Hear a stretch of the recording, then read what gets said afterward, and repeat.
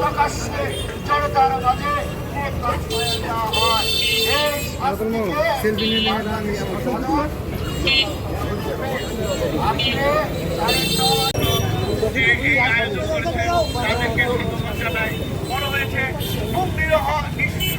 মানুষ তারা কোনো রাজনীতি কিংবা কোনো ইয়ের সঙ্গে নাই, কিন্তু ব্যবসায়ী করছে। এই ফাঁসি চাই এই বলে আমি শেষ করছি। আপনাদের সামনে আমি স্যার এক জ্যাঠা শেরপুরে আমাদের কাজটা ধন্য ওজন খাইকো